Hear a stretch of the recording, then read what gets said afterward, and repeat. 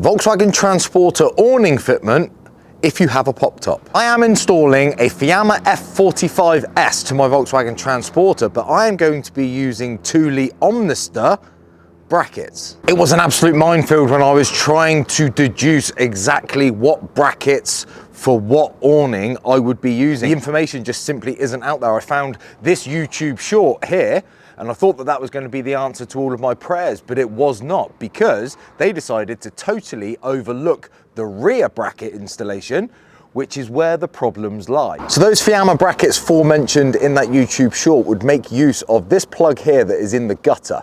So that would be removed and replaced with the bracket. And then they totally failed to mention what happens at the rear. And the problem is there is no plug that you can make use of because that is taken up by the scissor bracket of the pop top. One option that I know would overcome all of this would be to install a Remo rail that would go along the whole length of the vehicle, and then you would use appropriate brackets to fix to that. But then you're drilling an extra 6 or 7 holes and spending close to another £250. I found a better way, although I cannot take all the credit, because it was in fact Kev from Camper Interiors that in fact came up with this solution, and that is by using THULE awning brackets. What I do love about using these is that there is no continuous rail going along the whole exterior of the van, and compared to the Fiamma, they come in black. Full discretion, some of the Fiamma brackets I believe will work with a pop top in place, but it all depends on the design of your pop top. My pop top seems to take up almost the same footprint as the whole roof of the van. So if your pop top was slightly inside that footprint, you may get away with it, but mine sits on it almost like a lid that sits over the van. That's really hard to explain, but it's all to do with how far your pop top comes down this elevation of the van. My interpretation is, after reading the manufacturer's opinion, to lay the first bracket out, we are going to take a center line between the 2 rivets that are on this plate here, and that is going to line up with that join in the chassis or where your 2 doors meet.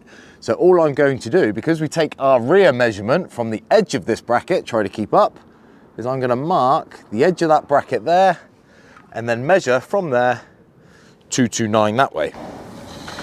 Once again, the issue is lying in the fact that when this pop top closes, it sits quite far down the van. I mean, I can see it because there's a bit of a tide mark with the dirt where it's been raining and things like that. So we need to make sure that this bracket here is as close to vertical as possible, because the more vertical it is, the less chance there is of anything hitting on this cross section of our bracket.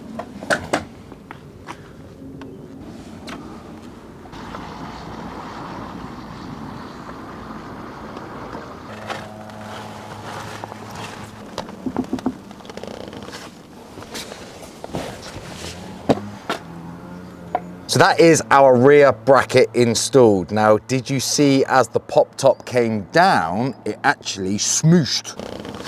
It smooshed this rubber around it. Now that is absolutely fine. What you got to remember is between us and the vehicle's interior is the waterproof canvas. Let's not invite water to get in there by any stretch of the imagination, but that, I feel, is absolutely perfect. That's riv nutted on, so just 2 riv nuts. I'll probably put some B-roll over the top now of how to do a couple of riv nuts on these brackets as I do the front one, but that to me is a proper seamless job. That's good, no? I mean, I'm now shaking that and it's shaking the whole van. I love it. Now, it's time to lift the awning into place. Now, I would advise getting a friend to help. Now, 2 things you have to remember is I haven't got any friends and I'm basically 2 people. I am in fact superhuman. All we do is tip the top end onto the bracket. You'll feel it bite on it. The weight is gone. And push it into place. Just like that. All jokes aside, I have been a plumber for 20 years and we are used to struggling on our own with large radiators, and the brackets are very, very similar. I would genuinely suggest that you get a friend or relative to help you. These are expensive items. You do not want that crashing down onto the ground or, in fact, damaging your vehicle. It's now a case of determining exactly where I want it, because I can basically slide that along the two brackets until I find my favored position. Now, I think I am actually happy with where it is. Now, it's a lot of black on black, so I'm using my torch to highlight it to you guys, but there is simply two holes on the underside of the bracket.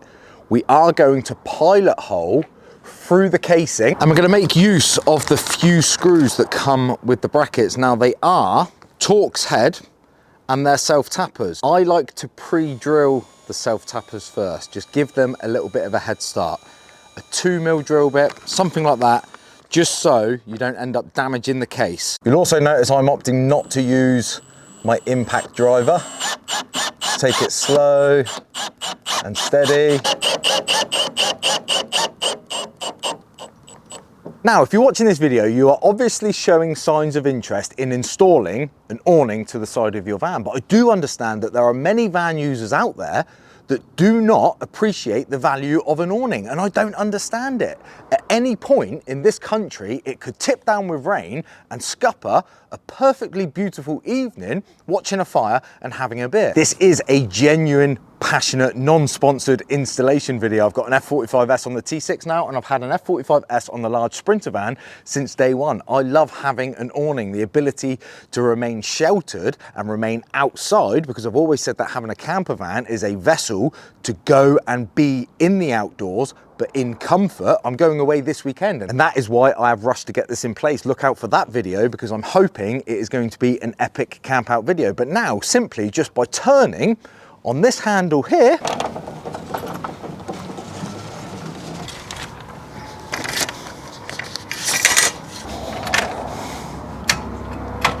the only thing is I have to get used to ducking a little bit, because being used to having one of these but on the Sprinter van, once it's out, I don't even think about it. But once I've lowered that front end to make sure the rain runs away, there's a chance I could bang my head. There is room to easily make a vital error when it comes to installing an awning on your transporter, and that would be to think that you could use that plug that is in the middle of the van. So you've got your Poptop scissor bracket about here, and then you've got a plug which that Fiamma bracket would perfectly work inside of. You may think that you can use that, but you can't, or you shouldn't, because the reason we locate the brackets towards the front and the rear is because you are shouldering this bracket arm. When you let your awning out, that awning and the weight of it is trying its hardest to push against this bracket.